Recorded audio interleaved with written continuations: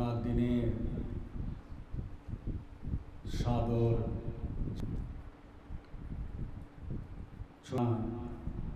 গুরুর আদেশ উপদেশ বাণী আমরা সকলে শ্রবণ করব।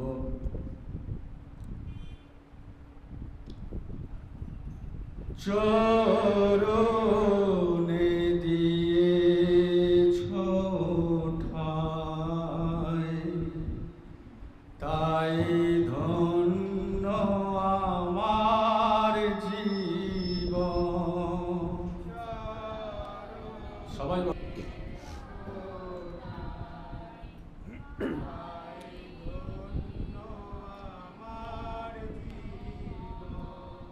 প্রভু আর কিছু চাই না আমি,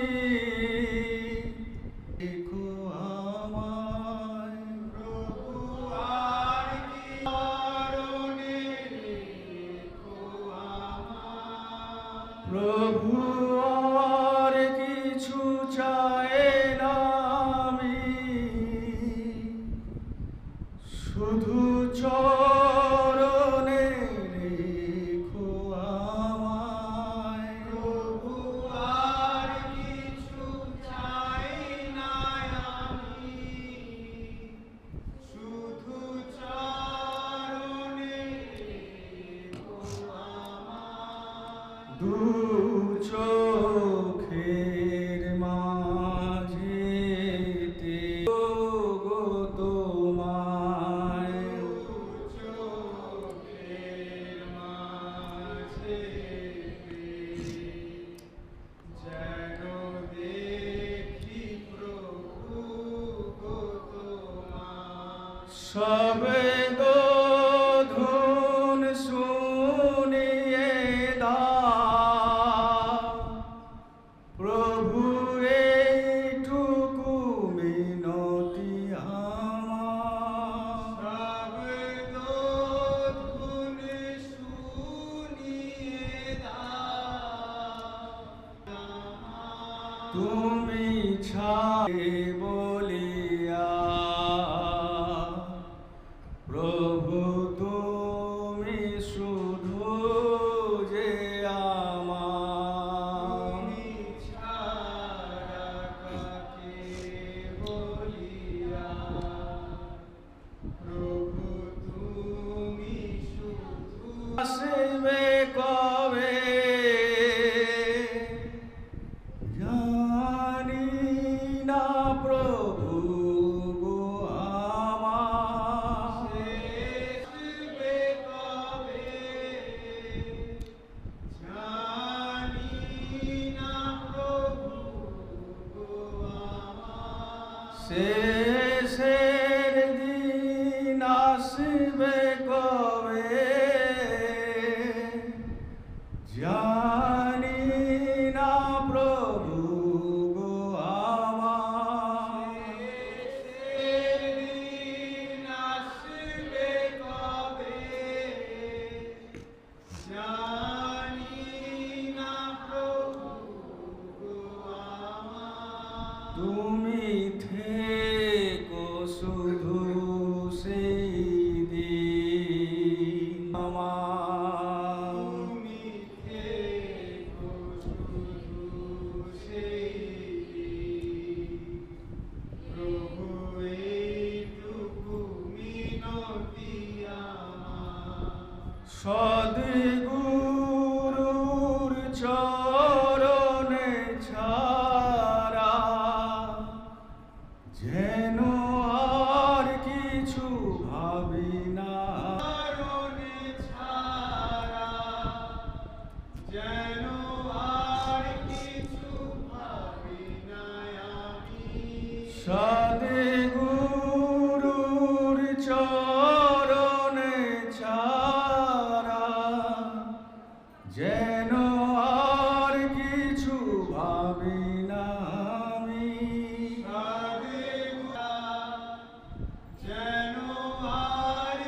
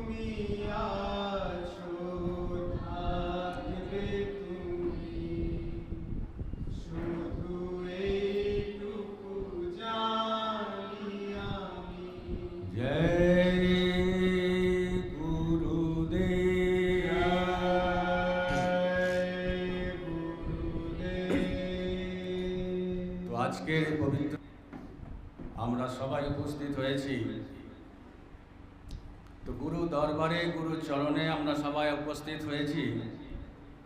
তো প্রথম কাজ হচ্ছে কি না, অ্যাটেন্ডেন্স বা হাজিরা লাগানো। তো সবাই যে যেখানে আছেন আজকে গুরুর দরবারে, গুরুর দরজাতে, গুরুর দরবারে, গুরুর দেউটিতে বসে গুরুর দরবারে আগে হাজিরা দিয়েছেন। রাত জয় গুরুদেব ধ্বনিতে হাজিরা। তো সবাই একবার হৃদয়ের অন্তঃস্থল থেকে সৎসঙ্গের শুরুতে হাজিরা দেন যে হে গুরু মহারাজ, আমি সৎসঙ্গে উপস্থিত। তো সবাই বলবেন জয় গুরুদেব।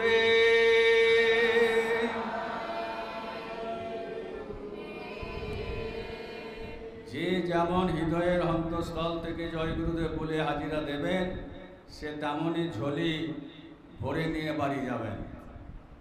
জয় গুরুদেব,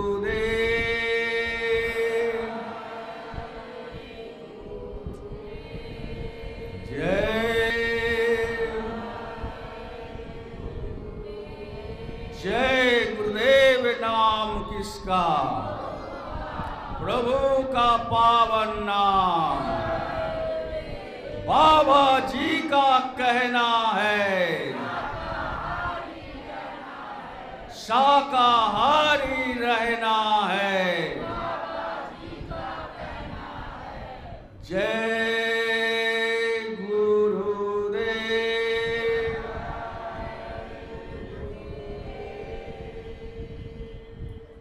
গুরু প্রণাম করে আজকে এই গুরু পূর্ণিমা দিবস আমরা সকলে পালন করব। তো 5 মিনিটের জন্য যাদের শরীর অসুস্থ নাই, সুস্থ সবল আছেন, 5 মিনিটের জন্য সবাই একটু দাঁড়ান একটু। যাদের শরীর অসুস্থ তারা বসে থাকুন, কোনো অসুবিধা নেই। যাদের সুস্থ সবল মালিক রেখেছেন তারা 5 মিনিটের জন্য দাঁড়ান, হাত জোর করুন। অজ্ঞেন তিমিরান্ধস্য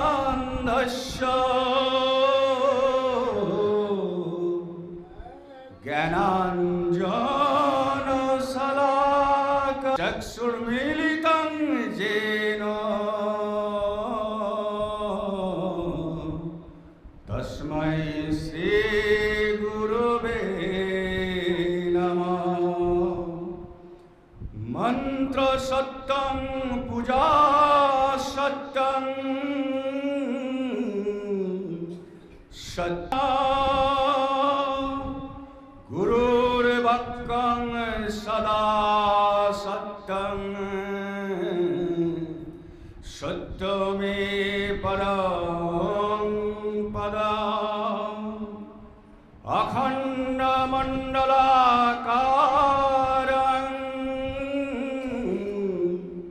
व्यक्तं येन चराचरं दर्शितं येन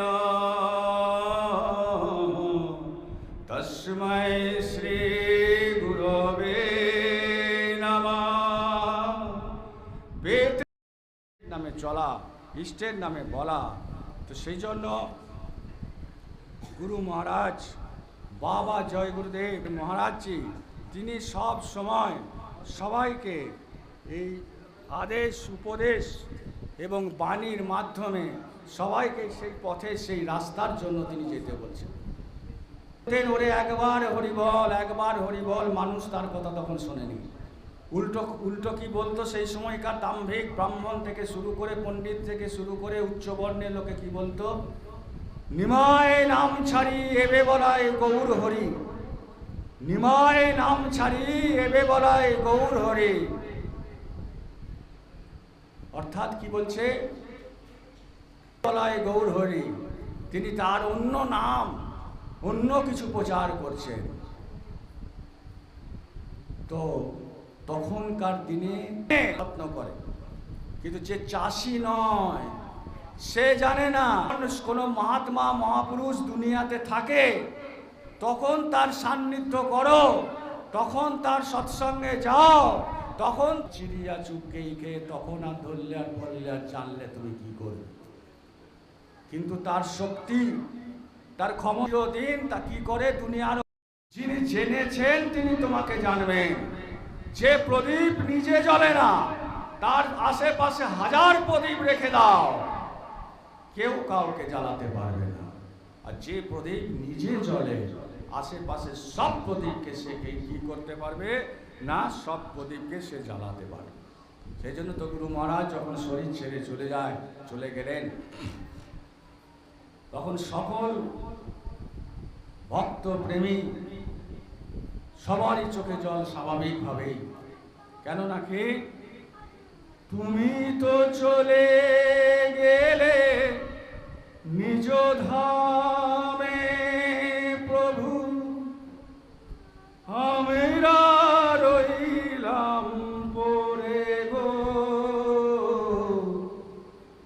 তুমি তো চলে গেলে নিজ ধামে প্রভু, আমরা রইলাম পড়ে গো। যদি আবার জনম আমি পাই গো, নামেও গুরু তোমায় চাই গো। যদি আবার জনম আমি পাই গো, সে জনমেও গুরু তোমায় চাই গো। তো সেই জন্য যখন সদ্গুরু দয়া তোমাকে করে দেয়, সে দয়ার যে কৃপা যে পেয়েছে অন্তরে, সে জানে, সে অনুভব করে যে গুরু আমায় কি জিনিস দিয়েছেন। সারা জনম চিটে গুড় যদি জিভে দেন, যেদিন দেবে না সেই দিনই আপনি শান্তিতে থাকবেন যে আজকে চিটে গুড় আমাকে কেউ জিভে দেয়নি। কিন্তু যে জিভে মধু নেয়, সে একদিন না দিলে বলে আজকে মধু দেবে না। তো সেই সদ্গুরু এমনই জিনিস, তার দয়া দোয়া আশীর্বাদ এমনই জিনিস, তার সান্নিধ্য এমনই জিনিস যে এক ফল অর্থাৎ এক ক্ষণ তার সান্নিধ্য কি হবে না, আপনাকে তখন ভালো লাগবে না। ভজন যে করে, ধ্যান যে করে, একদিন যদি ভজনে না বসে, একদিন যদি সুমিরনে না বসে, একদিন যদি ধ্যানে না বসে, তো মনটা কি করে, নানচান করে। এখন তো আমার ধ্যানের সময় ছিল, আজ বসতে পারলাম না, মন নানচান করবে আপনার। কোন সে সুতো, কোন সে টান, যে সুতোর টানে, যে টানের জন্য তার ধ্যানের সময়, তার ভজনের সময় হয়ে গেলে আপনার হৃদয় আনচেন না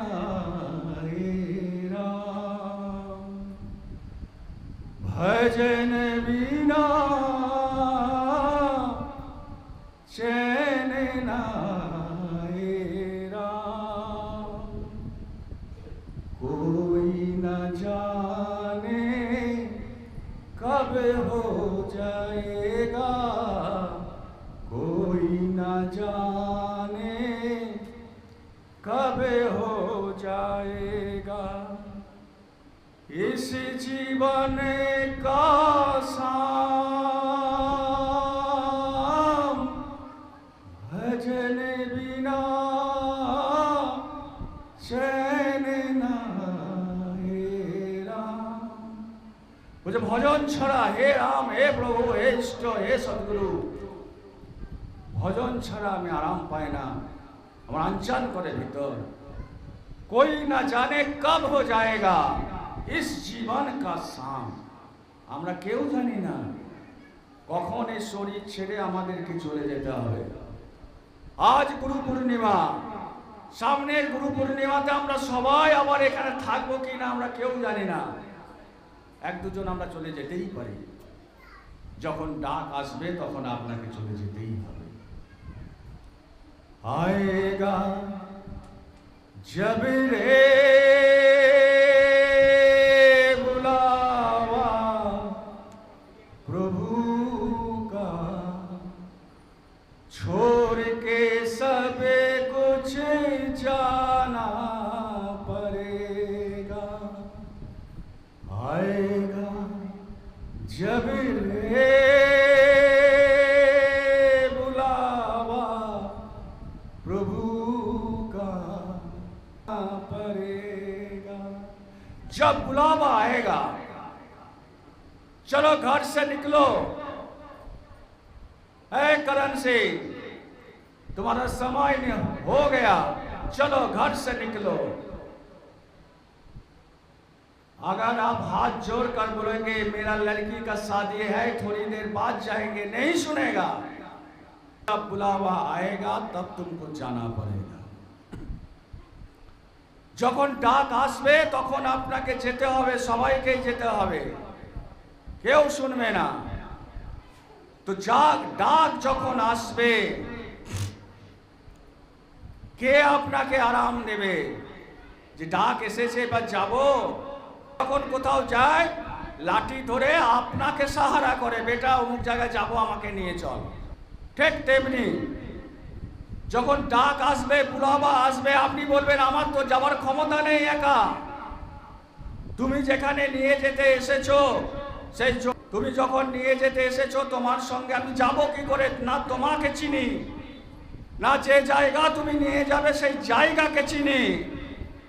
একজনকে হলে ভালো হতো, আমাকে পথ চিনিয়ে তোমার সঙ্গে আমি নিয়ে যেতাম। যেমন মায়েদের যখন বিয়ে হয়, মেয়েদের যখন বিয়ে হয়, বিয়ের পরের দিন সকালবেলা নতুন কনের সঙ্গে কাউকে বসে যাবে।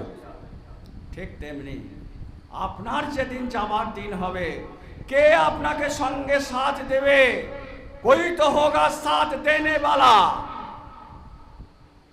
तो जो साथ देगा उसका खोज किया, उसका पता है आपका? नहीं है।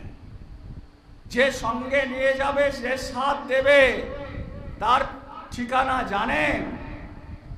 তার সঙ্গে যোগাযোগ করেছেন যে অন্তিম দিনে তুমি আমার সঙ্গে যেও, যেখানে নিয়ে যাবে সেখানে দুদিন তুমি থাকবে, আবার তুমি চলে যেও।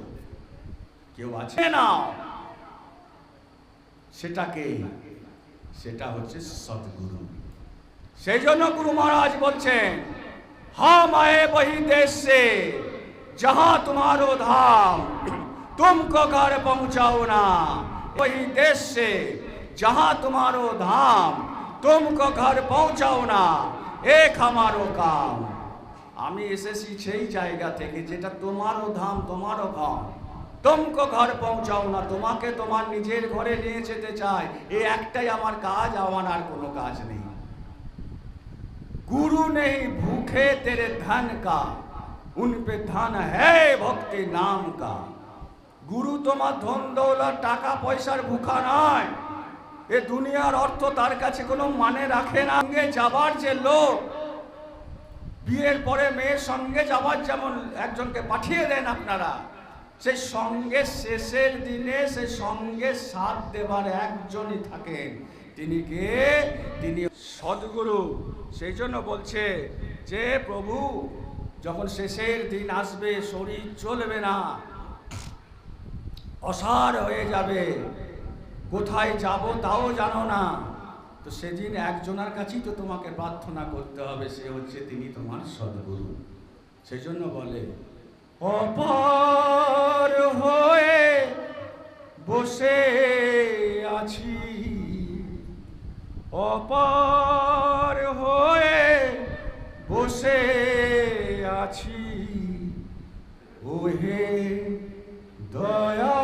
দয়াময় পারে সংকটে তোমার বিনা ঘোর সংকটে না দেখি উপায় পারে লয়ে যাওয়া। তো সেই জন্য তো পার করার জন্য যখন সুস্থ ছিলেন, যখন ভালো ছিলেন, তখন কোনো প্র্যাকটিস করেছেন, তখন কোনো অভ্যাস করেছেন যে শেষের দিন পারের সময় আপনার সেই সুবিধাটা আপনি পাবেন। সারা বছর পড়াশুনো না করলে ঠিক তেমনি সারা জীবন ধরে পুত্র শোক, স্ত্রী শোক, ভোগ বিলাস, ধন দৌলতের শোক, সুখ সবকে ডাকবেন, ডাকাটাও আসবে না, ডাকতেও পারবেন না। যৌবনের অভ্যাস, যৌবনের অভ্যাস বার্ধক্যের পারের করি।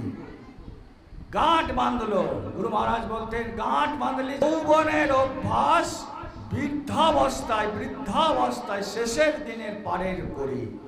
কারণ যৌবনের যে অভ্যাস আপনি করবেন না, বৃদ্ধাবস্থায় সেই আর নতুন করে অভ্যাসই হতে আপনি পারবেন না। সেই জন্য দেখবেন যত মহাত্মা মহাপুরুষ ঈশ্বর প্রাপ্তি করেছিলেন, যেমন যৌবনের সব থেকে বার, ঠিক তেমনি যৌবনে ঈশ্বর প্রাপ্তি সব থেকে সহজ এবং সুলভ। গুরু নানক সাহেব যৌবনে ঈশ্বর প্রাপ্তি করেছিলেন, মীরাবাই যৌবনে ঈশ্বর প্রাপ্তি করেছিলেন। যত মহাত্মা মহাপুরুষ আছে প্রত্যেকে, বাবা জয় গুরুদেব মাত্র 13 থেকে 15 বছরের মধ্যে পরমাত্মা প্রাপ্তি করে নিয়েছিলেন। তো যত মহাত্মা মহাপুরুষ আছে সবাই যৌবনেই প্রাপ্তি করেছিলেন। আপনি যদি ভাবেন যে যৌবনে ভোগ করি, বৃদ্ধাবস্থায় সব কিছু করবো, হবে না। যৌবনে যদি আধ ঘন্টা ধ্যানে না বসেন, বৃদ্ধাবস্থায় 5 মিনিট বসতে পারবেন না, কোমর কটকট করবে, মন চঞ্চল হয়ে যাবে, এদিক ওদিক ছুটবে। সেই জন্য বলে যৌবনের অভ্যাস বার্ধক্যের কি না, বার্ধক্যের চাবিকাঠি। অনেকে বলে আমার পরিবেশ খারাপ ছিল, আমার পারিবারিক অবস্থা ভালো ছিল বলে পড়াশোনা করতে পারিনি। একদম সত্যি কথা না। নিজের যদি চেষ্টা থাকে, পরিবেশ পরিস্থিতি আপনাকে প্রভাব ফেলতে পারবে না। কি রকম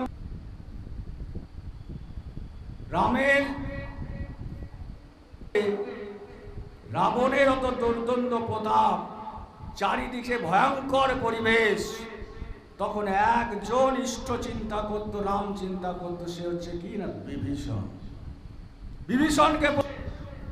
বিভীষণ প্রতিদিন ইষ্ট স্মরণ করতেন। আবার দেখুন দশরথের রাজত্ব, রামের উপস্থিতি, তবুও কইকেয়ীর মন কলঙ্কিত করেছিল, রামকে বনবাসে পাঠিয়েছিল। রাজত্ব এত পরিবেশ সুন্দর, তবুও কইকেয়ী তার কুটিল চিন্তা ভাবনা দিয়ে রামকে বনবাসে পাঠিয়েছিল। তো সেই জন্য গুরু মহারাজ বলছেন তুমি নিজেকে তৈরি করো। কোনো পরিবেশ পরিস্থিতি তোমার কোনো ক্ষতি করতে পারবে না। खुद को जानो फिर खुदा को जानोगे। অর্থাৎ প্রথমে তুমি আগে নিজেকে জানো, নিজেকে বোঝো। সেই জন্য গুরু মহারাজ বলেন প্রত্যেক দিন সারাদিন কাজকর্ম সেরে রাত্রিতে একবার কমসে কম আয়নার সামনে দাঁড়িয়ে নিজের ছবি দেখে চিন্তা করুন, আজ আমার দ্বারা কোনো অন্যায় হয়নি তো, আমি কোনো কাউকে কটু কথা বলিনি তো, আমি কাউরির সঙ্গে ছল কপট করিনি তো। এ কোনো মন্দিরে গিয়ে বলার দরকার নেই, এ কোনো কাউরির পা ধরে বলার দরকার নেই। নিজেকে আয়নার সামনে দাঁড়িয়ে আপনি নিজের দিকে তাকিয়ে প্রশ্ন করুন, ঘট ঘট মে গোবিন্দ है संग रहे हर श्वास कस्तूरी मृग में बसे শুনতে ঢুঁধে ঘাস। কেন আপনি যখন আপনার সামনে দাঁড়িয়ে কথা বলছেন, এ পাশে আপনি আপনার প্রতিবিম্বের মধ্যে কে আছে? ঈশ্বর আছে, ভগবান আছে। ঘট ঘট মে গোবিন্দ হ্যায়, প্রত্যেক মানুষের শরীরের মধ্যে ঘটের মধ্যে গোবিন্দ আছে। তো নিজেকে নিজের সামনে দাঁড়িয়ে প্রশ্ন করুন যে আমার দ্বারা আজ কোনো অন্যায় হয়নি তো, আমি কাউকে কটু কথা বলিনি তো, আমি কোনো খারাপ কাজ আজ করিনি তো, আমার দ্বারা চুরি ব্যভিচার রাহাজানি হয়নি তো। যখন প্রত্যেকটি অবজেক্টিভ কোশ্চেনের মতো মাল্টিপল চয়েসের মতো প্রত্যেকটি যখন টিক টিক টিক টিক করে দিয়ে চলে আসবেন, 10টা প্রশ্ন মনে এলো, 10টায় টিক মেরে দিলেন, শান্তিতে হে ঈশ্বর হে ভগবান বলে শান্তিতে শুয়ে পড়ুন, ঘুমিয়ে যান, সেদিনের জন্য আপনি পাস। Self assessment. তো সেই জন্য সাহস আসে কখন? সাহস তখনই আসবে যখন আপনি ইষ্টের কাজ করবেন, যখন আপনি প্রভুর কাজ করবেন, তখন ভিতরে আপনার সাহস অটোমেটিক্যালি আসবে যে আমার আর কোনো চিন্তা নেই, আমার আর কোনো ভয় নেই, আমি খুঁটি ধরে আছি। কীরকম জানেন? আগেকার দিনে গ্রামে জাঁতা পেশাই হতো, তাতে গম শস্য দানা দিয়ে পেশাই হতো। দুটো ওই যে গম বা শস্যগুলো ওপর দিকে দেওয়া হতো, দুটো চাকির মধ্যেখানে যে দানাগুলো গমগুলো পড়ে যেত, তারা পিষে ছাতু হতো বা গম হতো। আর ওপরের যে খুঁটিটা থাকতো, যাকে ঘুরে সে চাক যেত না, মানে তারা খুঁটি ধরে আছে।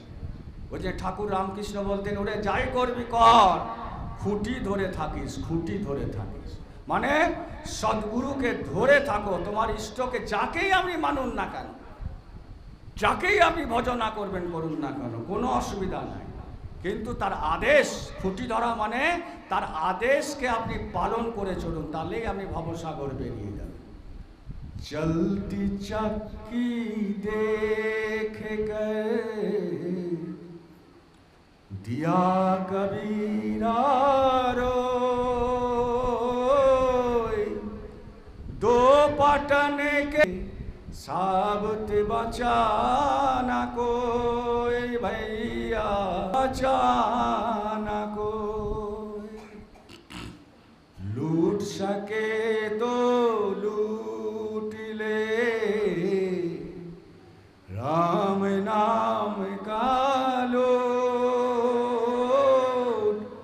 अंतकाल पछताओगे जब प्राण जाएगा छूट, कबीरा प्राण जाएगा छूट।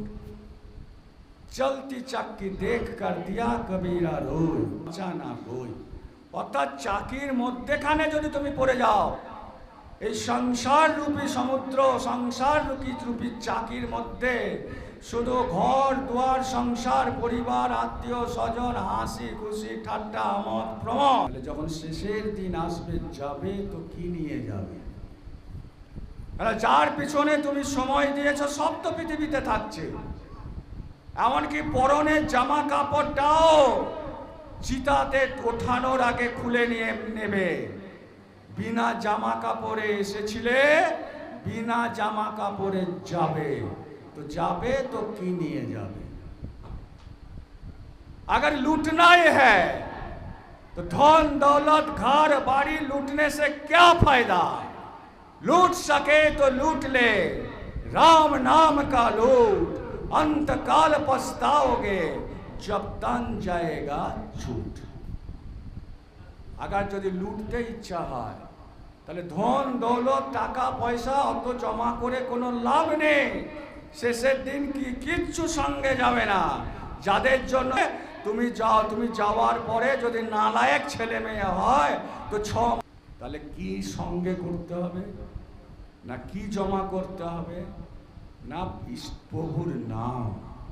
শেষের দিন যাবে তো কি যাবে, না নাম সঙ্গে যাবে। এই হচ্ছে কি, না পারের করি। সেই জন্য গুরু মহারাজ বাবা জয় গুরুদেব বার বার বার বার আমাদের সকলকে সেই একই উপদেশ, একই আদেশ দিচ্ছেন। গুরু মহারাজ সারা জীবন, যেহেতু আজকে গুরু পূর্ণিমার দিন, জুলাই 1952 সালে সৎসঙ্গ শুরু করেছিলেন। তারপরে তিনি 1983 সালে 15ই মে, 83 সালে 15ই মে দিল্লির বোট ক্লাবে লাখ লাখ লোককে টাট বস্ত্র পরিয়েছিলেন। টাট মানে কি জানেন? চটের জামা কাপড় পরিয়েছিলেন লাখেরও ওপর মানুষকে। আজকের দিনে আপনার ছেলেকে একটু কম দামি জামা কাপড় কিনে দেন, আপনার ছেলে পরবে না, বলে এসব পরে কি বাইরে যায় নাকি, এসব আমি পরবো না। আর গুরু মহারাজ, তার মধ্যে ডাক্তার আছে, ইঞ্জিনিয়ার আছে, চার্টার্ড অ্যাকাউন্ট্যান্ট আছে, সাধারণ মানুষ আছে, মাস্টারমশাই আছে, প্রফেসর আছে, সবাই আছে। 1 লাখ মানুষকে চটের জামা কাপড় পরিয়েছিলেন যুগ পরিবর্তনের জন্য। তো সেই জন্য বলা হয় गुरु कीजिए जान के, पानी पीजिए छानी, बिना विचारे गुरु करे, परे 84 खानी। गुरु कीजिए जानकर और पानी पीजिए छानकर, অর্থাৎ জেনে শুনে তুমি গুরুকরণ করো। ছেলেকে ফিজিক্স পড়াবেন, কেমিস্ট্রি পড়াবেন, তো ছেলেকে ফিজিক্স আপনি পড়াবেন, অনার্সে পড়ছে ছেলে, আপনি নিশ্চয়ই বাংলার মাস্টারমশাইয়ের কাছে যাবেন, স্যারের কাছে যাবেন না যে ক্যালকুলাসটা আপনি তাকে শিখিয়ে দিয়ে। সেই জন্য হচ্ছে গুরু কি যে জানকার, অর্থাৎ জেনে বুঝে গুরু করুন। যেমন ঠাকুর স্বামী বিবেকানন্দ ঠাকুর রামকৃষ্ণকে বলেছিলেন, ঠাকুর তুমি তো সব সময় মা মা করো, মায়ের দর্শন করেছিল? ঠাকুর রামকৃষ্ণ বলেছিলেন, হ্যাঁ রে, তোকে যেমন দেখছি আমি মাকেও তেমনি দেখি। তখন তুমি অনুভব করো যে তার ঈশ্বর প্রাপ্তি হয়েছে কিনা, তার ঈশ্বর দর্শন হয়েছে কিনা, তিনি কেমন ভাবে জীবনযাপন, তিনি কেমন ভাবে তোমাকে বলছেন, আর যে জিনিস করতে বলছেন সে জিনিস করে তোমার কোনো উপকার হচ্ছে কিনা। সেই জন্য বাবা জয় গুরুদেব 118 বছর বয়সের সঙ্গে সঙ্গে দেহ রাখার আগে পর্যন্ত গ্রামে গঞ্জে শহরে সব জায়গাতে তিনি জনজাগরণের জন্য, জনচেতনার জন্য কাজ করে গেছেন। আজ যেমন মহারাজ উজ্জয়নের মহারাজ যেমন সাজ করছেন, তো আজকে কিছু ছাত্রছাত্রীও এখানে এসেছেন, গুরু দরবারে তাদের সংবর্ধনা দেওয়া হবে। কিন্তু সমস্ত সবারই উদ্দেশ্যেই বলা যে জীবনে যত বড়, কিন্তু তোমার যদি তুমি তোমার মাকে এবং তুমি তোমার বাবাকে যদি ভুলে যাও, তাহলে এই সাকসেস তোমার সম্পূর্ণ হবে না, সম্ভব নয় সম্পূর্ণ হওয়া। তো সেই জন্য সকলের কাছে অনুরোধ, সকলের কাছে আবেদন, যারা জীবনের আরো ভালো জায়গায় পৌঁছাতে যাচ্ছ তাদের সকলের কাছে অনুরোধ যে মা বাবাকে চিরদিন মনের মণিকোঠায় স্মরণ করে রাখবে। তার কারণ হচ্ছে পহেলা গুরু হচ্ছে কে না, তোমার মা আর বাবা, যিনি তোমাকে পৃথিবীতে এনেছেন, যিনি তোমাকে জন্ম, সামর্থ্য থাক বা না থাক, খাবো বলে দোকানে কিনতে গিয়েছে, পাশে তুমি যেটা পছন্দ করো ভালো জিনিস খাবার, সেটা যদি সে দেখতে পেয়েছে, হয়তো পকেটে অত পয়সা নেই, তো নিজের পছন্দের জিনিসটা না কিনে তোমার পছন্দের খাবার জিনিসটা কিনে পকেটে করে নিয়ে গেছেন, তার নাম বাবা। জীবনে যত উঁচুতেই যাও না কেন, পিছনে হেঁটে আসার যে পদচিহ্ন, পিছন দিকে হেঁটে আসার যে পদচিহ্ন, সে পদচিহ্ন ভুলে যেও না। পুকুরে দেখেছো তো সান বাঁধানো ঘাট থাকে, সান বাঁধানো ঘাটে কাদা মাখা পাকে ধুয়ে চলে এলে সময় একবার স্মরণ করো, যিনি ঘাটটা সিমেন্ট দিয়ে সান দিয়ে বাঁধিয়ে দিয়েছেন, তিনি কত উপকার করে গেছেন। তাই জীবনে যতই উন্নতি করো না কেন, যতই শীর্ষে তুমি পৌঁছাও না কেন, পিছন ফিরে তাকিয়ে দেখবে মা বাবার অবদান। সেই জন্য বলে পহলা গুরু মাতার পিতা, जो है रक्त बीज का दाता। दूसर गुरु भाई दाई, गर्भवास की मैल छुड़ाई। দ্বিতীয় গুরুকে না, দ্বিতীয় গুরু হচ্ছে দাই মা, যিনি জন্মানোর সঙ্গে সঙ্গে তোমার ময়লাকে পরিষ্কার করে দিয়েছেন, বর্তমানে নার্সরা পরিষ্কার করে দিয়েছেন, সে হচ্ছে কি না তোমার দ্বিতীয় গুরু। तीसर गुरु ने नाम निशारा, गांव देश को लोग पुकारा। 3 নম্বর গুরুকে না, যিনি তোমার নাম রেখেছেন, নামের জন্য তুমি আজ তোমার সার্টিফিকেটের যে নামটা পেয়েছো, সেই নামটা যিনি রেখেছেন, তিনি হচ্ছেন কে তোমার 3য় নম্বর গুরু। সারি বস্তু চিনা। চতুর্থ গুরুকে তোমার কুলগুরু, যিনি তোমাকে প্রথম কি করেছেন না দীক্ষা দিয়েছেন, আর সংসারের সব কিছু চিনতে বুঝতে ভালো মন্দ কি যিনি তোমাকে জানিয়েছেন। আর 5वां गुरु ने दीक्षा दीना, राम कृष्ण का सुमिरन कीना। 5 নম্বর গুরুকে যে তার উপরে তোমাকে যিনি দীক্ষা দিলেন, আর যিনি চেনালেন, দেখো কে রাম কে কৃষ্ণ, কে কোথা থাকে, কাকে কিভাবে ডাকতে হয়, কি মন্ত্র বলতে হয়, সে হচ্ছে 5 নম্বর গুরু। छठे गुरु ने सब भ्रम तोड़ा, ओंकार से नाता जोड़ा। 6 নম্বর গুরুকে সব ভ্রম ধীরে ধীরে তোমার আস্তে আস্তে হাঁটিয়ে দিচ্ছে। একটু দূরে লিখুন সার, এক করুন সংসার। অর্থাৎ যতক্ষণ তুমি সংসারের মধ্যে শ্বাস নেবার কোনো প্রয়োজন নেই। তো সংসার মানে কি? সংসারের মধ্যে থেকে সংটা যত সম্ভব কম করো। মানে যাত্রা নাটকে দেখেছেন তো, সংসাজে মানে মেকআপ টেকআপ করে, বেশি কালি পড়ে গেলে, বেশি ঠোঁটে রং হয়ে গেলে, বেশি গালে রং হয়ে গেলে ভালো লাগে না, দর্শক পছন্দ করে না। ঠিক তেমনি সংসারে থাকো ক্ষতি নেই, কিন্তু সংসারের মধ্যে সংটাতে বেশি মেতে যেও না, সারটাকে নিয়ে গিয়ে চলো। সার মানে কি? ঈশ্বর প্রাপ্তির রাস্তা, প্রভু প্রাপ্তির রাস্তা। 7वें गुरु शब्द को लखाया, जहां का जीव तहां पहुंचाया। 7 নম্বর গুরুকে, যেহেতু আজকে গুরু 7 নম্বর গুরুকে শব্দ को लखाया, অর্থাৎ যিনি শব্দকে চিনিয়ে দিলেন। শবদে ধরতি শবদে আকাশ, সে নানক শবদ ঘটে ঘট আছে। গুরু নানক বলেছিলেন, গুরু পূর্ণিমার দিনে গুরু নানকের স্মরণ হবে। শবদে ধরতি শবদে আকাশ, शबद शबद भैया प्रकाश, सकल सृष्टि शबद के पीछे नानक शबद घटे घट आछे। अर्थात उस शब्द ने हर क्षण हर पल हर एक के शरीर में धुन करे दे रहा है। अर्थात ওই শব্দ সূর্যকে তৈরি করেছে, ওই শব্দ চন্দ্রকে তৈরি করেছে, ওই শব্দ প্রত্যেক মানুষের শরীরের মধ্যে ঢুকছে, অর্থাৎ অনুরণিত হচ্ছে। তো সেই হচ্ছে কে? সেই শব্দ কি? সেই শব্দকেই বলা হয় নাম। जब ही नाम हृदय धर हो, भयो पाप की হবে আমি জানি না, কিছু না বোঝো না, বোঝারও দরকার নেই, জানারও দরকার নেই। যেখানে কিছু ভালো কথা শুনবে, বুঝবে, হরি কথা হোক, ভাগবত কথা হোক, সৎসঙ্গ কথা হোক, হাতে যদি সময় পাও গিয়ে বসে পড়ো।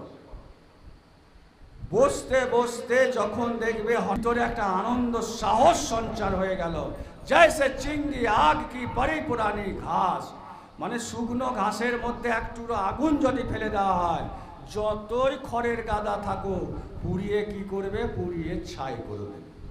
তো ভিতরে যতই আবর্জনা তোমার থাক, ভিতরে যত নোংরাই থাক, আরে মানুষের জন্ম চলতে গেলে পাপ অন্যায় সব কিছু হয়, ভিতরে জমা হয়ে আছে, চিন্তা করার দরকার নেই। किसी जानकार के पास जाओ, वहां बैठो, जो बोल रहा है वो सुनो, चेत लगाकर सत्संग सुनो, मालिक के दया होगा तो चिंगारी फूटेगा और अंदर का जो जमा है सब नाश हो जाएगा।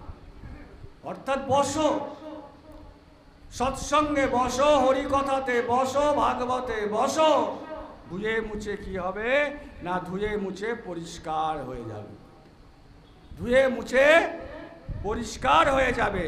সেই জন্য বলছেন না,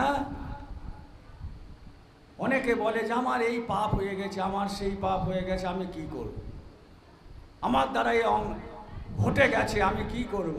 সেই জন্য বলছে गिरना भी जरूरी है, औकात का पता चलता है, बढ़ते हैं जब हाथ उठाने को, तब जाकर अपनों को पता चलता है।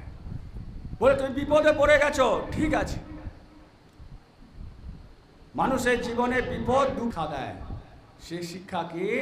বিপদের সময় যে হাত বেরিয়ে এসে আপনাকে সহযোগিতা করে, আপনাকে শেখায় যে সেই তোমার আপন, সেই তোমার আপন। ঠিক তেমনি এই সংসার সমুদ্রে যখন তোমাকে কেউ বলবে যে চলো তোমাকে তো আমি পরমাত্মা দর্শন করাবো, জানবে সেই তোমার সব থেকে আপন, সেই তোমার সদ্গুরু, সেই তোমার সদ্গুরু।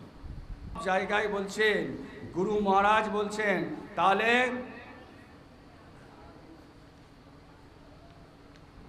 উপায় কি? তাহলে রাস্তা কি? আমি কি করে তার কাছে পৌঁছাবো? আমি কি করে তার কাছে যাব?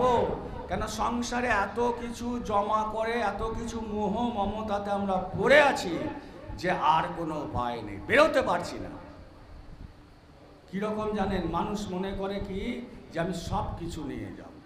তো সেই শহরে এক শেঠজি থাকেন, তিনি ঘর ভাড়া দেন, বিভিন্ন ঘরকে কি করেন না ভাড়া দেন, বিনিময়ে পয়সা নেন। তো সাধু বাবা এসে সেই শেঠজির কাছে বলেছে, বাবা আমাকে একটা ছোট ঘর দাও, এই শহরে যা মন্দির আছে, দর্শনীয় স্থান আছে আমি দেখব, তারপরে চলে যাব। তো সেই শেঠজি বলছে, ঠিক আছে এই ছোট ঘরটা তুমি নাও, 2 দিন 3 দিন থাকো। তো সাধু বাবা প্রত্যেক দিন শহরের মন্দির, ভালো দর্শনীয় স্থান, সেগুলো কি করেন না সেগুলো দর্শন করেন। যাবার দিন শেঠজিকে বলছে, শেঠজি আপনার বাড়ির চাবিটা নেন, আমার তো দর্শন হয়ে গেল, এবার আমি আমার কি যাব, এবার আমি আমার বাড়ি যাব। তো যখন শেঠজিকে এইসব কথা বলছে, শেঠজি ঠিক আছে আমাকে চাবি দেন। চাবি নিয়ে নিয়েছে। সাধু বাবা এমন তো কিছু নেই, একটা ঝোলাটা কাঁধে ঝুলিয়ে নিয়ে যাওয়ার জন্য যাচ্ছে। তখন শেঠজি বলছে, দাঁড়ান দাঁড়ান, ও সাধু বাবা দাঁড়ান। বলে কেন? বলে চাবি তো দিলেন, চলে তো যাচ্ছে, তাহলে এই ঘরের ভাড়াটা কে দেবে? বলে দেখ বাবা আমার কাছে তো কোনো টাকা নাই, পয়সা নাই, আমি যা পাই, লোকে যা দেয় তাই খাই, না দেয় খাই না, আমার কাছে তো কিছু নেই। বলে না না, আমার ব্যবসার একটা নিয়ম আছে যে আমি ভাড়া না নিয়ে কাউকে ছাড়ি না। তোমার যেমন নিয়ম, আমার ব্যবসারও নিয়ম, আমি ভাড়ার টাকা বা কিছু না নিয়ে কাউকে ছাড়ি না। সাধু বাবা বললে, কি তাহলে আর কি করা যায়? আমার ঝোলা খুলে দেখ, যে ফাটা জামা কাপড় অমুক তমুক সব কিছু। আর সেই ফাটা জামা কাপড়কে সেলাই করার জন্য 2 দিন আগে ভালো একটা ছুঁচ কিনেছি। তো লোকটা ভাবছে এর কাছে তো কিছুই নাই। তো সাধু বাবা বললো, দেখ বাবা আমার কাছে তো কিছু নেই, 2 দিন আগে এই ফাটা জামা কাপড় সেলাই করার জন্য একটা নতুন ছুঁচ কিনেছিলাম, এই ছুঁচটা তুই নে। বলে ছুঁচ নিয়ে আমি কি করবো, 2 পয়সা দাম নাই, আর আমার ভাড়ার টাকা তুমি দাও। বলে না বাবা তাহলে তো কিছু করার নেই। লোকটা বললো, তাহলে এই ছুঁচ নিয়ে আমি কি করবো তুমি বলো। বলে জানিস এই ছুঁচ হচ্ছে চমৎকার ছুঁচ। লোকটা চিন্তা করলো, যখন সাধু বাবা বলছে চমৎকার, তখন নিশ্চয়ই কোনো চমৎকার হয়। তো বলে কিসের চমৎকার, কি হয়? বলে দেখ মানুষকে তো একদিন সবাইকেই মরতে হবে। বলে হ্যাঁ সবাইকে তো একদিন যেতে হবে, মরতে হবে। তো যখন মৃত্যুর সময় যমের দূত আসবে, তখন যখন তোকে যমের দূত আসবে, যখন তোকে নিয়ে যাবে, তখন যমের কাঁধে চেপে কিছু দুধ খেয়ে দিবি। বলে ছুঁচটা যমের দুধকে দেখালে কি হবে? বলে সে আর তোকে জমপুরিতে নিয়ে যাবে না, সে তোকে স্বর্গের দরজায় ছেড়ে দিয়ে চলে আসবে। এবার তুই স্বর্গ ভোগ কর, সেখানে তো কত সুখ পাবি, এই ঘরের থেকে তো আরো ভালো সুখ। লোকটা চিন্তা করলো, শেঠজি এটা তো ঠিক বলেছি, সাধু বাবাকে এত ছোট ঘর দিলাম, স্বর্গে গিয়ে বড় ঘরে থাকবো, নন্দন কাননে ফল খাবো, সেখানে চির যৌবন, নর্তকীদের নৃত্য দেখবো। বলে ঠিক আছে ঠিক আছে, এর থেকে বড় সৌদা ব্যবসাটা হয় না। বলে ঠিক আছে ছুঁচটাই আমাকে দেন। বাড়ির গিন্নি সঙ্গে সঙ্গে বলতো, দাও আজকের ঘর ভাড়া দাও। দিয়ে সেই গিন্নি সব টাকা নিয়ে তার কাছে রাখতো, শেঠজির কাছেও কিছু থাকতো না। এবার শেঠজি যখন বাড়িতে এসছেন, তার গিন্নি বলছে, দাও আজকে সারাদিনের ইনকাম দাও। বলে ছুঁচটা যখন বার করে দিয়েছে, গিন্নি বলছে, কি ব্যাপার, এই 2 পয়সার ছুঁচ নিয়ে আমি কি করব, টাকা দাও। বলে জানো এই ছুঁচটার অনেক বড় করিশ্মা আছে, অনেক বড় ব্যাপার আছে। বলে কি ব্যাপার? বলে সাধু বাবা তো মিথ্যা কথা বলবে না। সাধু বাবা বলল যে ছুঁচটা নিয়ে যখন যমের দুধকে দেখাবি, তখন তোকে জমপুরিতে নিয়ে যাবে না, কষ্ট পেতে হবে না, তোকে স্বর্গের দরজায় নিয়ে গিয়ে ছেড়ে দেবে। তো বলো এর থেকে ভালো জিনিস কি আছে? তার বউ ছিল তার থেকে অনেক বুদ্ধিমান। বলে বসো চুপ করে, 1 গ্লাস জল খাও। জল দিয়েছে, বসিয়েছে, জল খাইয়েছে। বলে এবার তুমি ঠান্ডা মাথায় আমার কথার উত্তর দাও। বলে কিছুদিন আগে তোমার বাবা মারা গেল। বলে হ্যাঁ গেল। মরার সময় তোমার বাবা চোখ ঘোলাটে হলো, কিছু দেখতে পাচ্ছিল? বলে না। মুখে কথা সরছিল? বলে না। পাটা নড়ছিল? বলে না। হাতটা নড়ছিল? বলে না। বলে যদি হাতই না নড়ে, পাই না নড়ে, দেখতে না পায়, কানে না শুনতে পায়, হাত নড়ে না, তাহলে ছুঁচটা নিয়ে তুমি দেখাবে কি করে? তখন সেই শেঠজি বলছে, এটা তো ঠিক কথা, ছুঁচটা তো দেখাতেও পারবো না, ছুঁচটা তো নিয়ে যেতেও পারবো না, আমাকে তো চিতাতে সব জামা কাপড় খুলে পরিয়ে দেবে। ছুটতে ছুটতে ছুটতে ছুটতে গাড়ি নিয়ে আবার সাধু বাবাকে ধরেছে। ও সাধু বাবা, তুমি সাধু বাবা হয়ে মিথ্যা কথা বললে। বলে কি মিথ্যা কথা বলেছি? বলে ছুঁচ নিয়ে তো আমি যেতেই পারবো না। বলে কোথায় যেতে পারবি না? না স্বর্গের দরজায়। বলে ও তাই নাকি, ছুঁচ নিয়ে স্বর্গের দরজায় যেতে পারবি না? বলে না। তাহলে বলে বেটা, ছুঁচ নিয়ে যদি স্বর্গের দরজায় যেতে পারবি না, তো ওই ঘর ভাড়ার 500 টাকা নিয়ে তুই স্বর্গে চলে যাবি? আমার কাছে টাকা চাইছিলিস, সেটা নিয়েও তুই স্বর্গে যেতে পারবি? তখন শেঠজি বলছে, হ্যাঁ সাধু বাবা, এবার তুমি ঠিক বলেছ, আমি বুঝতে পেরেছি তুমি কেন এই জিনিসটা করালে। সেই জন্য ঈশ্বর প্রাপ্তি, প্রভু প্রাপ্তি কখন সম্ভব জানেন? जब तुम मिटने को तैयार हो जाते हो, तभी प्रभु को देखने की क्षमता आती है। जब तुम मिटने को तैयार हो जाते हो, অর্থাৎ কি, প্রভু আমাকে যেমন রেখেছেন আমি তেমনি আছি, আমি তাতেই সুখে আছি। পাশের বাড়ি 4 তলা 6 তলা বাড়ি, আমার 2 তলা বাড়ি, আমার 1 তলা বাড়ি, আমার কুড়ে বাড়ির দরকার নেই। তিনি জানেন আমার কি প্রয়োজন, তিনি আমাকে যেমন রেখেছেন। আজকের দিনে যেমন ইঁদুর দৌড়ের একটা কম্পিটিশন, অনেক গুরু ভাই বোন রাজস্থান ওই সাইডে কোটা টিউশন পরীক্ষার জন্য কোচিং নেয়। তো মাঝে মাঝে তাদের জানাশুনো সুবাদে অনেকে ফোন করে খবর নিই, অনেক সময় চোখে জল আসে। সারাদিন মনের মধ্যে ঢুকিয়ে দেওয়া যে তোমাকে ক্র্যাক করতে হবে, তোমাকে এত টার্গেট বেঁধে দেওয়া, তোমাকে এটা করতে হবে। এই ইঁদুর দৌড়ে যেতে যেতে যখন সে ক্র্যাক করতে পারে না, যখন সে টার্গেটে পৌঁছাতে পারে না, এইদিকে যখন দেখে গরিব মা বাবার জমি বিক্রি হয়ে গেছে, ঘরের অবস্থা খারাপ হয়ে গেছে, তখন সে ফেরত আসতেও পারে না। বিনিময়ে কি হয়? বিনিময়ে সিলিংয়ে দড়ি লাগিয়ে সে ঝোলে। সেই জন্য জয় গুরুদেব, জয় গুরুদেব, হে প্রভু লও প্রণাম, প্রভু কৃপা করো। জয় গুরুদেব। সবাই বসে পড়ুন। আদি গুরু ভগবান শিবের তার যে আদি গুরু রূপে যে 7 জনকে সৎসঙ্গ প্রবচন শুনিয়েছিলেন, বুদ্ধদেবের সারনাথের উদ্দেশ্যেও তার গুরু পূর্ণিমা আজকের দিনে পালন করা হয়। আর বর্তমানে বিভিন্ন সংস্থা সংগঠন সকলেই গুরু পূর্ণিমা পালন করেন। তো এই হতো গেল আধ্যাত্মিক দিক। এর একটা বাহ্যিক বা ব্যবহারিক বা ভজনা করি বা গুরুর স্মরণে আসার প্রয়োজনই বা কেন হয়? প্রভু প্রাপ্তি, ঈশ্বর প্রাপ্তি বিনা গুরু করে কি প্রাপ্ত করা সম্ভব? এই সমস্ত কিছু মহারাজকে স্মরণ করব। প্রথমেই বলি, এই যে ছবি দেখছেন, প্রথমের যে ছবি, ওই ছবি হচ্ছে বাবা জয় গুরুদেবের ছবি। তো বাবা জয় গুরুদেব, তার পাশের যে ছবি দেখছেন ওনার প্রিয় উমাকান্তজি, তার ছবি। তো বাবা জয় গুরুদেব 10ই জুলাই 1952 সালে এই সৎসঙ্গ ব্যাপী চলছে।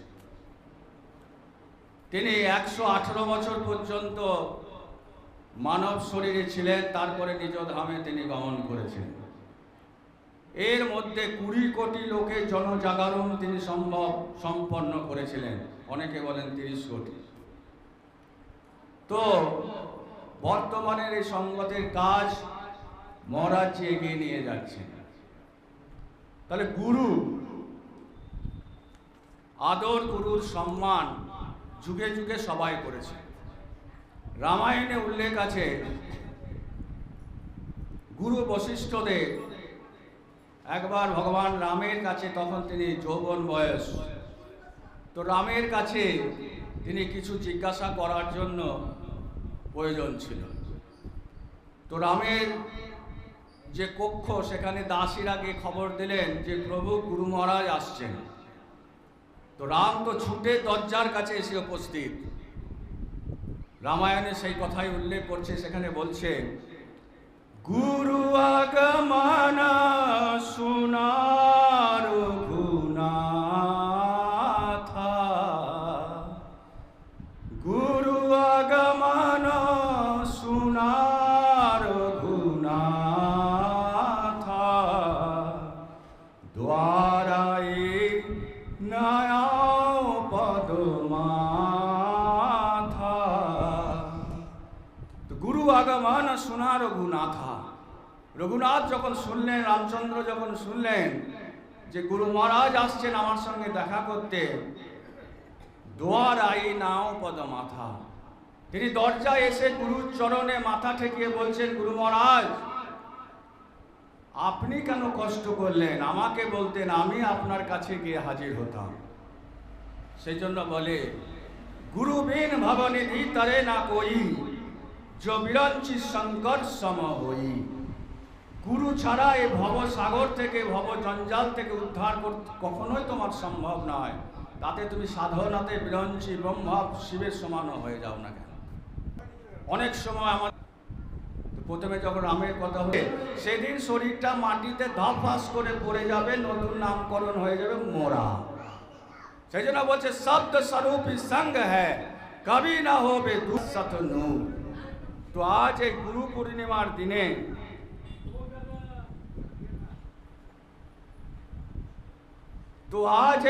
পূর্ণিমার দিনে আমরা সকলেই কি করছি, গুরু পূর্ণিমার দিনে আমরা সকলেই গুরুকে স্মরণ করতে এসেছি। এমনে তো গুরু সব সময় আছেন, সঙ্গে আছেন। তো সেই জন্য গুরু পূর্ণিমার দিনে আমরা সকলেই স্মরণ করতে এসেছি। যজনে এসেছি কিরকম জানেন না? না, কাকের বাসাতে কোকিল ডিম পেড়ে চলে যায়, কাকের বাসাতে কোকিল ডিম পেড়ে চলে যায়। সেই ডিম কাক বুঝতে পারে না যেটা কোকিলের ডিম। সেই ডিমকে সে লালন পালন করে, কিছুদিন পরে সে ডিম ফুটে ধীরে ধীরে বাচ্চা বের হয়, বাচ্চা ধীরে ধীরে বড় হয়, কিন্তু লালন পালন কে করে না কাক করে। তো একদিন বড় হতে হতে যখন তার ওড়ার টাইম হয়, কোকিল তখন দূর থেকে গাছে বসে বসে দেখে এইসব জিনিস। তারপরে হঠাৎ একদিন কুহু কুহু বলে ডাক দেয়, আর কাকের সেই বাসা থেকে, যাকে কাক মনে করেছিল আমার বাচ্চা বলে লালন পালন করেছিল, সেই কাকের বাসা থেকে কোকিল ডানা মেলে উড়ে যায় কুহু কুহু শোনার সঙ্গে সঙ্গে। ঠিক তেমনি প্রভুর যখন দয়া হবে, প্রভুর যখন কৃপা হবে, তো এই সংসারের বাসা থেকেও মানুষ একদিন, সেই প্রাণী মানুষ একদিন কি হবে, যখন তার ডাক আসবে, কুহু কুহু আওয়াজ যখন সে শুনবে, তখন সে বাসা ছেড়ে দেবে। সেই ডাক শুনেছিলেন চৈতন্য মহাপ্রভু, সেই ডাক শুনেছিলেন স্বামী বিবেকানন্দ। ঘরে 18 বছরের স্ত্রী, যৌবনের চিন্তা না করে সেই গুরুর কুহু কুহু ডাকে সংসার ছেড়ে চলে গেছিলেন কে? মহাপ্রভু। আর ওকালতি পড়ার সঙ্গে সঙ্গে, জ্ঞানী শিক্ষিত হওয়ার সাথে সাথে সাথে গুরুর ডাক আসার পরে সংসার ছেড়ে চলে গেলেন কে? না বিবেকানন্দ। যখন তাকে কুহু কুহু ডাক তখন যারা আসবে, তখন তাকে আটকে রাখার ক্ষমতা কাউরির নেই। কেন? সংসার তো স্বার্থের বন্ধু। গুরু মহারাজ বলতেন, এই সংসারে দুজন বন্ধু ছিল, একজন শেঠ আর একজন তার বন্ধু ছিল। এক থালাতে ভাত খেত, এমন তাদের বন্ধুত্ব। তো একদিন সেই শেঠ বললেন যে আমি আমার শহরের মধ্যে একটা চন্দন কাঠের মন্দির বানাবো। তো শেঠজি বললেন, তাহলে বাইরে তার জন্য তো প্রচুর কাঠ লাগবে। বলে, হ্যাঁ কাঠ তো লাগবে। বলে তাহলে আপনি এক কাজ করুন, বাইরে কোথাও কাঠ কিনেন না, আমার কাছে চন্দন কাঠটা কিনবেন, আমি চন্দন কাঠ দেবো আর বাইরের থেকে একটু কম পয়সায় দেবো। বলে তুমি আমার বন্ধু, তুমি যদি চন্দন কাঠ সাপ্লাই করতে পারো আমি তোমার কাছেই নেবো। বলে ঠিক আছে। কিছুদিন এইভাবে যায়, চন্দন কাঠ আসে, পয়সা নেয়, চলে যায়, বন্ধুত্ব আরও গাঢ় হয়। হঠাৎ সেই শেঠজির শরীর খারাপ হয়ে গেল। শরীর খারাপের সঙ্গে সঙ্গে কি হলো না, তার কাঠ কেনা বন্ধ হয়ে গেল। শরীর ভালো নয়, মন ভালো নয়, পয়সাপাতি কম। ধীরে ধীরে সেই বন্ধুরও আশা বাড়িতে আস্তে আস্তে আস্তে আস্তে কমে গেল। প্রথমে সপ্তাহে একদিন, তারপরে মাসে একদিন, তারপরে 6 মাসে একদিন, বছর পেরিয়ে গেল, তার দেখা নাই। চলতে ধীরে ধীরে তার লাগলো। আবার একদিন হঠাৎ বন্ধু এসে হাজির, যে অনেকদিন সময় পাইনি, তুমি ভালো হয়েছো শুনেছি, তাই তোমাকে দেখতে এলাম। বলে খুব ভালো করেছো, এসো বসো, খাওয়া দাওয়া করো। এবার কথায় কথায় সে শেঠজি বলছেন যে তাহলে এবার কি চন্দন কাঠের মন্দিরটা শুরু করবে? এখন তো তুমি সুস্থ হয়ে গেছো। বলে হ্যাঁ, শুরু তো করতেই হবে, আমি যখন বলেছি মন্দির করবো, তবে থেকে কাঠ তোমাকে আবার দেবো, তুমি বলো। তখন সেই বন্ধু হাত জোর করে বলছে, যখন আমার চিতার কাঠে যাওয়ার সময় হয়ে গেছিল, এমন পরিস্থিতি, সেদিন তুমি আমার খবর নাওনি। আজ চন্দন কাঠ দেবার জন্য তোমার আর দরকার নেই। তো গুরু মহারাজ বলছেন যে বন্ধু সকলে কি আমরা না, আমরা স্বার্থের বন্ধু। সেই জন্য গুরু মহারাজ আজকে এই গুরু পূর্ণিমার দিনে গুরু মহারাজ যে আদেশ, যে বাণী, যে সমাজে চলার জন্য আমাদেরকে দেন, এবং বিভিন্ন মহাপুরুষ মনীষীরাও সেই বাণী আমাদেরকে চলার জন্য দেন, সেটা হচ্ছে প্রথম দরকার কি? প্রথম দরকার হচ্ছে শিক্ষা। শিক্ষা খালি পুঁথি শিক্ষা, আর একটা সায়েন্স আছে, বিজ্ঞান যেখানে শেষ। বড় পৃথিবীর বড় ডাক্তারবাবু, বড় হসপিটাল, বড় নার্সিং হোম, হাত দেখে, চোখ দেখে, মেশিন পত্র দেখে বলল না, আমার আর কিছু করার নেই, এবার ওপরওয়ালাকে ডাকো। সেটাই হচ্ছে স্পিরিচুয়াল সায়েন্সের প্রথম পদক্ষেপ। দুনিয়ার সায়েন্স এখানে জবাব দেয়, স্পিরিচুয়াল সায়েন্স, আধ্যাত্মিক বিজ্ঞান, সেখান থেকে কি হয় না শুরু হয়। সেই জন্য শিক্ষা আমাদের জন্য, শিক্ষা হলো সবচেয়ে শক্তিশালী অস্ত্র, অস্ত্র যা দিয়ে তুমি পৃথিবী বদলাতে পারবে। কে বলেছিলেন? Nelson Mandela. শিক্ষা সব থেকে শক্তিশালী অস্ত্র যা দিয়ে তুমি পৃথিবী বদলাতে পারবে। আর কি না, অনেকেই আমরা শিক্ষা সম্পন্ন করে শেষ করে দিই, আর পড়াশুনোর কিছু নেই। পড়াশুনো কোনোদিন শেষ হয় না, পড়াশুনো কখনো শেষ হয় না। বই বন্ধ করলেই শিক্ষা শেষ হয়ে যায় না। কে বলেছিলেন? রবীন্দ্রনাথ ঠাকুর। অর্থাৎ কিছু না কিছু শিক্ষা আমরা সব সময় আমরা অনুভব করি, উপস্থিত করতে পারি। সেই জন্য সফলতা এক রাতের ব্যাপার নয়, এটা প্রতিদিনের প্রচেষ্টা। যারা সফল হয়েছে বা সফল হয়, সেটা এক রাত পরে কেউ সফল হয় না। প্রত্যেক দিনের প্রচেষ্টা, নিরন্তর প্রচেষ্টার অন্তিম ফলশ্রুতি কি না সফলতা।